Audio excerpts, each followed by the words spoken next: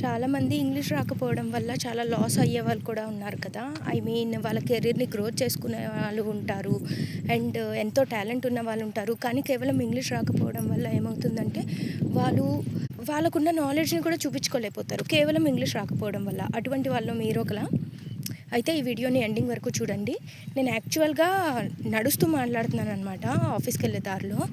So, నేను ఏం చేస్తానంటే కెమెరాని అటువైపు తిప్పి మాట్లాడతాను. ఓకే. ఎందుకంటే నాకు కొంచెం రోడ్ చూస్తూ మాట్లాడాలి. ఈ వీడియోలో ఐ కాంటాక్ట్ అయితే ఇవ్వడానికి అవ్వదు. ఏమనుకోకండి. అండ్ ఇప్పుడైతే ఇంకా వీడియోలోకి వెళ్ళిపోదాము. అందరికీ నమస్కారం. నేను మీ Gautami. Let's start the video. ఈ వీడియోలో అయితే నేను మీకు క్లియర్ కట్గా చెప్తాను. ఒక బిగినర్గా మీరు ఇంగ్లీష్ మాట్లాడడం స్టార్ట్ చేయడం నుండి ఒక అడ్వాన్స్డ్ స్పీకర్గా ఎలా అవ్వగలరు. మీ మనసులోని మాటలను ఇంగ్లీష్లో చెప్పాల్సిన టైంలో ఒక ఇంటర్వ్యూలో కావచ్చు, లేక మీ కొలీగ్స్ ఎవరైనా సిటీలో చదువుకున్న వాళ్ళు చాలా బాగా ఇంగ్లీష్ మాట్లాడుతూ ఉంటారు కదా. అటువంటి వాళ్ళతో ఇంటరాక్ట్ అయ్యేటప్పుడు మీరు ఒకవేళ మాట్లాడాలి అంటే ఈ భయం లేకుండా ఎట్లా మాట్లాడవచ్చు అన్నది నేనైతే ఇప్పుడు ఈ వీడియోలో మీకు చాలా క్లుప్తంగా చెప్తాను. ఒక రకంగా చెప్పాలంటే ఇప్పుడు నేను మీకు ఒక 5 టిప్స్ చెప్తాను. ఈ 5 టిప్స్ మీరు వాడారంటే మీకు ఖచ్చితంగా రిజల్ట్ అనేది ఉంటుంది. ఓకేనా?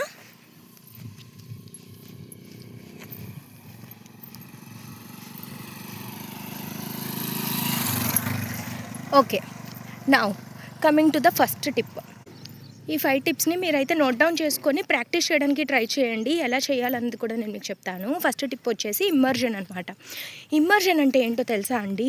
మీరు ఒక పనిలో పూర్తిగా మునిగిపోవడాన్ని ఇమ్మర్జన్ అంటారు. ఓకేనా? ఈ ఇమ్మర్జన్ వల్ల ఏమవుతుందంటే మీకు ఒక ఎన్వైర్న్మెంట్ని మీరు క్రియేట్ చేసుకోగలుగుతారనమాట. ఇప్పుడు మనం ఉన్న ఎన్వైర్న్మెంట్ ఏంటండి? Telugu speaking environment. మనం తెలుగులోనే మాట్లాడతాం. తెలుగు మన మాతృభాష కదా. తెలుగు మనకు ఎంత బాగా వచ్చో ఒక ఇంగ్లీష్ పర్సన్ అంత బాగా మాట్లాడగలరా? ఓకే, మాట్లాడారు అనుకుందాం. మాట్లాడారంటే దాని అర్థం ఏంటి? అతను ఆ భాషలో మునిగి తేలాడనమాట. ఇమ్మర్జ్ అయిపోయారు. ఇంకొకటి గుర్తుపెట్టుకోండి, ఈ స్టెప్ మీరు ఫాలో అయ్యేటప్పుడు పూర్తిగా మునిగిపోండి. ఓకేనా? సగం గాల్లో తేలుతూ సగం నీటిలో మునగకండి. పూర్తిగా మునిగితేనే లోతెంతో తెలుస్తుంది. అలాగే ఇంగ్లీష్ లాంగ్వేజ్ కూడా. ఇంగ్లీష్ లాంగ్వేజ్ని ఒక ఓషన్తో పోల్చామంటే మనం డ్రాప్ నేర్చుకుంటేనే ఆ ఓషన్ అనేది మనం నేర్చుకోగలం. ఇప్పుడు మన నాలెడ్జ్కి ఇంగ్లీష్ అనే సబ్జెక్ట్కి అస్సలు సంబంధం ఉండదు. అది మీరు గుర్తుపెట్టుకోండి. చాలామంది ఏమనుకుంటారంటే ఇంగ్లీష్లో మాట్లాడితే వాళ్ళకి అన్నీ వచ్చు, వాళ్ళు చాలా మేధావులు అని ఫీల్ అవుతుంటారు. అది మాత్రం పక్కన పెట్టండి. అటువంటి ఇది మీకు ఎప్పుడైతే పోతుందో అప్పుడు మీరు చాలా కాన్ఫిడెంట్గా ఈ స్టెప్స్ అన్నీ ఫాలో అవ్వగలుగుతారనమాట. ఏంటంటే ఈ ఇమ్మర్జన్ చేసేటప్పుడు మీకు మీరు ఒక ఎన్వైర్న్మెంట్ క్రియేట్ చేసుకోండి. మీ చుట్టూ ఇంగ్లీష్ మాట్లాడే వాళ్ళు లేరు. నాకు ఆ విషయం తెలుసు. ఎందుకంటే నేను కూడా అటువంటి ఎన్వైర్న్మెంట్లో ఉన్న అమ్మాయినే. నేను కూడా ఒక పల్లెటూరులోనే ఉంటున్నాను. పల్లెటూరులోనే జాబ్ చేస్తున్నాను. ఇంగ్లీష్లో మాట్లాడే వాళ్ళు మనకు ఎక్కువగా కనిపించరు. చాలా తక్కువ అనమాట. అటువంటి సిచ్యువేషన్లో మనమే కొంచెం ముందడుగు వేసి మనం ఏంటంటే ఆలోచించుకోవాలి. ఇంగ్లీష్లో వీడియోస్ చూడడము, ఇంగ్లీష్లో న్యూస్ చూడడము, ఇంగ్లీష్లో కొంచెం పాడ్కాస్ట్ అనేవి వినడము, అండ్ ఇంగ్లీష్లో మనం రాయడము, ఇట్లాంటివి చేస్తూ ఉండాలన్నమాట. వాటికి సిచ్యువేషన్స్ అనేవి మనమే క్రియేట్ చేసుకోవాలి. అందుకే ఇమ్మర్జన్ అన్నాను. ఏ పని చేసినా సరే ఇంగ్లీష్లో చేయడానికి మనమైతే ట్రై చేయాలన్నమాట. ఓకే. మీ అంతటా మీరు కొంత టైం అనేది కేటాయించుకొని ఇంగ్లీష్ లాంగ్వేజ్ కోసం ఎట్లా మీరు ప్రాక్టీస్ చేయాలి అన్నది మీకు మీరు కొన్ని టెక్నిక్స్ని ఫాలో అవుతూ పర్టికులర్గా ఒక టైంని కేటాయించుకుంటూ ఇంగ్లీష్ అనేది మీ రొటీన్ లైఫ్కి అనుసంధానం చేసేయాలన్నమాట. దాన్నే ఇమ్మర్షన్ అంటాము. అండ్ సెకండ్ టెక్నిక్ వచ్చేసి ది మోస్ట్ పవర్ఫుల్ టెక్నిక్. అదేంటంటే షాడోయింగ్ టెక్నిక్. షాడోయింగ్ టెక్నిక్ అంటే నేను మీకు చాలాసార్లు చెప్పాను కదండి. షాడోయింగ్ టెక్నిక్ చేసేటప్పుడు ఒక స్పీకర్ ఉంటారు. ఆ స్పీకర్ మాట్లాడిన తర్వాత మీరు ఆ వీడియోని పాజ్ చేసి మీరు వెంటనే ఆ స్పీకర్ ఎంత స్పీడ్లో మాట్లాడాడు, ఎలా మాట్లాడాడు అన్నది చూసి మీరైతే మాట్లాడాలన్నమాట వెంటనే. ఇలా మాట్లాడడం వల్ల మీకైతే కొన్ని రోజుల తర్వాత ఆటోమేటిక్గా ఆ స్పీకర్ ఎలా పలికారో ప్రతి పదాన్ని, ప్రతి సెంటెన్స్ని మీరు కూడా అలాగే పలుకుతారు. ఓకేనా? ఇది ది బెస్ట్ టెక్నిక్. మన ఛానల్లోనే చాలా వీడియోస్ ఉన్నాయి. Please make use of those. వాటిని మీరు యూజ్ చేసుకొని షాడోయింగ్ టెక్నిక్ అయితే ప్రాక్టీస్ చేయండి. అస్సలు నెగ్లెక్ట్ చేయకండి. ఫస్ట్లో కొంచెం విచిత్రంగా ఉంటుంది, కానీ ఒక వారం 10 రోజులు అయ్యాక మీకు ఆటోమేటిక్గా అలవాటు అవుతుందన్నమాట. షాడోయింగ్ టెక్నిక్ ప్రాక్టీస్ చేసేటప్పుడు ఎప్పుడూ కూడా గట్టిగా బయటికి చెప్పడానికి ట్రై చేయండి. ఎందుకంటే మీ జా అనేది కదలాలి, మీ మౌత్ మజిల్స్ అనేవి ఆ ప్రొనౌన్సియేషన్కి అలవాటు పడాలి, మీ ఇయర్స్ అనేవి ట్యూన్ అవ్వాలి ఆ లాంగ్వేజ్కి. ఓకేనా? అందుకని ఇంగ్లీష్లోనే మాట్లాడేటప్పుడు షాడోయింగ్ టెక్నిక్ ప్రాక్టీస్ చేసేటప్పుడు గట్టిగా చెప్పండి. ఆ స్పీకర్ ఎలాగైతే చెప్పారో అదే విధంగా మీరైతే చెప్పాలన్నమాట. నెక్స్ట్ థర్డ్ టెక్నిక్ వచ్చేసి మిర్రర్ టెక్నిక్. మిర్రర్ టెక్నిక్ ఏంటంటే అద్దం ముందు నిల్చొని మాట్లాడాలి. దీని గురించి మీరు ఏం భయపడకండి. నాకు ఇంగ్లీష్ రాదు, నాకు పదాలు రాదు అంటూ ఏమీ అనుకోకండి. ఫస్ట్ గ్రామర్ నేను పర్టికులర్గా నేర్చుకోవాలి, అప్పుడే నేను ఇంగ్లీష్లో మాట్లాడతాను అనే ఆలోచనను బయటికి తీసేయండి. గ్రామర్ బుక్స్ని కొన్ని రోజులు పక్కన పెట్టి న్యాచురల్గా ఇంగ్లీష్ని నేను చెప్పే మెథడ్స్తో ప్రాక్టీస్ చేస్తే మీకు ఇంగ్లీష్ అనేది వస్తుందన్నమాట. ఈ మిర్రర్ టెక్నిక్లో మీకు వచ్చిన పదాలను మాత్రమే మీరు ప్రాక్టీస్ చేస్తూ ఉండండి. Just go in front of the mirror and say, my name is Gautami, I am so and so, I'm working, I am a mother of 2 kids అని చెప్పి ఏదో మీకు వచ్చినవి మాట్లాడండి. ఓకే, ఇలా అనమాట మీరు మిర్రర్ టెక్నిక్ని ఫాలో అవ్వాలి. మీకు ఏమొచ్చో అవే మాట్లాడండి. చాలామంది చేసే పెద్ద మిస్టేక్ ఏంటంటే ఇంగ్లీష్ నేర్చుకోవడం స్టార్ట్ చేస్తాను అని అనుకోగానే ఏదో షాప్కి వెళ్ళి లేకపోతే ఆన్లైన్లో గ్రామర్ బుక్స్ ఆన్లైన్ పెట్టేస్తూ ఉంటారనమాట, తెచ్చుకుంటూ ఉంటారు. ఫస్ట్ పేజ్ ఓపెన్ చేయగానే నౌన్, ప్రొనౌన్, వర్బ్ ఇట్లా ఉంటాయి కదా. గ్రామర్ అనేది కేవలం మీకు వచ్చిన ఇంగ్లీష్ని మెరుగుపరుచుకోవడానికి, అంతేగాని గ్రామరే పూర్తిగా ఇంగ్లీష్ కాదన్నమాట. ఆ విషయం తెలుసుకొని మీరైతే ముందుగా ప్రాక్టీస్ని స్టార్ట్ చేయండి, సరేనా? అంతేగాని గ్రామర్ వస్తేనే నోరు తెరుస్తాను అన్న అపోహ నుండి బయటపడండి.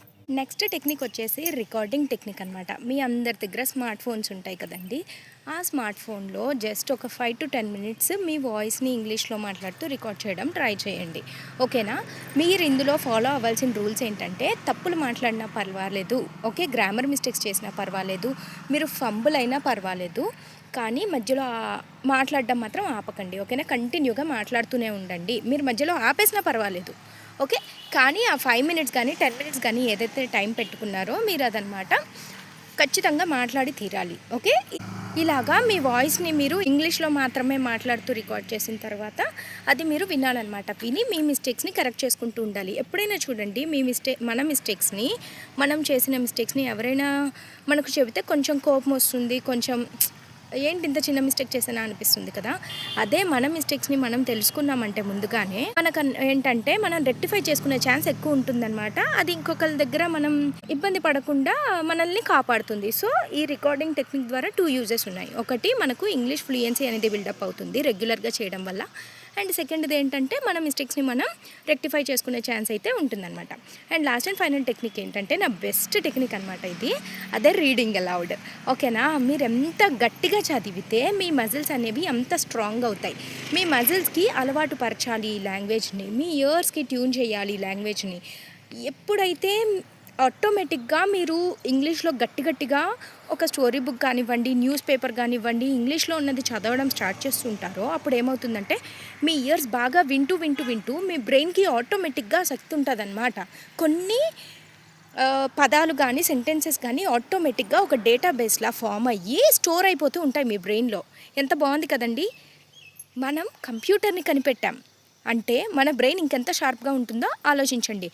మన బ్రెయిన్ని వాడకుండా ఉన్నన్ని రోజులు ఇలానే ఉంటుంది. మీరు ఎప్పుడైతే పట్టుదలతో ఇంగ్లీష్ మాట్లాడాలి అనుకుంటారో అప్పుడు ఖచ్చితంగా జరుగుతుంది. మీరు గట్టిగా చదవడం మొదలు పెట్టండి అనమాట. అప్పుడు ఏంటంటే ప్రొనౌన్సియేషన్ మిస్టేక్స్ అనేవి మీకు రాకుండా ఉంటాయి. ఎప్పుడైనా గుర్తుంచుకోండి, English is a language of pronunciation కనుక కరెక్ట్గా లేకపోతే మీరు మాట్లాడింది అవతల వ్యక్తికి అర్థం కాదు అండ్ మిస్అండర్స్టాండింగ్స్ అనేవి వస్తాయన్నమాట. కాబట్టి ఈ రోజు నుండి ఒక 3 to 5 pages, ఎక్కువ ఏం అవసరం లేదు, ఒక 3 to 5 pages English story books అయినా అవ్వచ్చు, లేక మీ పిల్లల టెక్స్ట్ బుక్స్ అయినా అవ్వచ్చు, లేక న్యూస్ పేపర్ అయినా అవ్వచ్చు, లేక ఇంటెన్షనల్లీ ఒక బుక్ కొనుక్కోండి. నేనైతే ఈ మధ్య రీడింగ్ స్టార్ట్ చేశాను కదా, ఇంటెన్షనల్లీ కొన్ని బుక్స్ ఆన్లైన్ నుండి తెప్పించుకుంటున్నాను, కొన్ని మంచి బుక్స్. ఆ కలెక్షన్ అనేది కూడా నేను నా కలెక్షన్లో పెట్టాను, మీకు కావాలంటే వెళ్ళి చూసి అవి కొనుక్కోండి.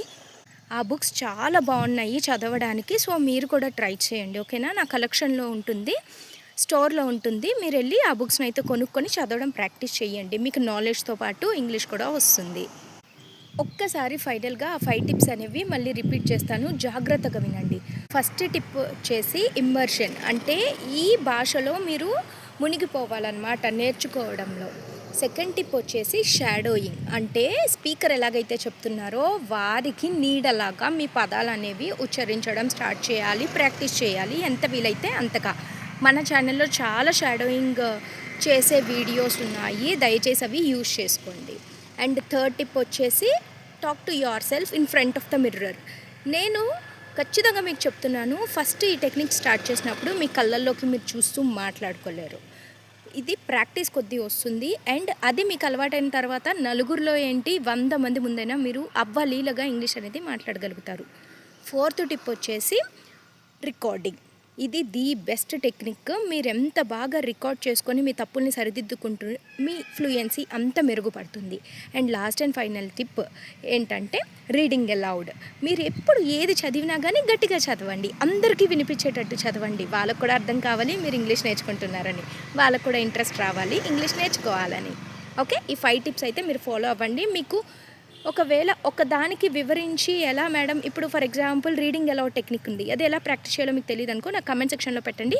నేను మీకోసం ఒక లెసన్ అనేది చదివి పెడతాను. ఓకే, ఎలా చదవాలి, ఎక్స్ప్రెషన్స్తో ఎలా చదవాలి, రోబోటిక్గా చదవకూడదు. రోబోటిక్గా చదివితే మీకు ఆ ఎక్స్ప్రెషన్ అనేది, మీకు ఆ సెంటెన్స్ అనేది గుర్తుండదు అనమాట. ఓకే, కాబట్టి ఎలా చదవాలి అన్నది, లేకపోతే షాడోయింగ్ టెక్నిక్ ఎలా ప్రాక్టీస్ చేయాలన్నది, ఇటువంటివి డౌట్స్ ఏమైనా ఉంటే నాకు కమెంట్ సెక్షన్లో పెట్టండి, ఖచ్చితంగా నేను ఆన్సర్ చేస్తాను. ఓకే, ఈ వీడియోకి అయితే ఇంతే. ఈ 5 టిప్స్ ఖచ్చితంగా ఫాలో అవ్వండి అండ్ రిజల్ట్స్ అనేవి చూడండి. Start right now.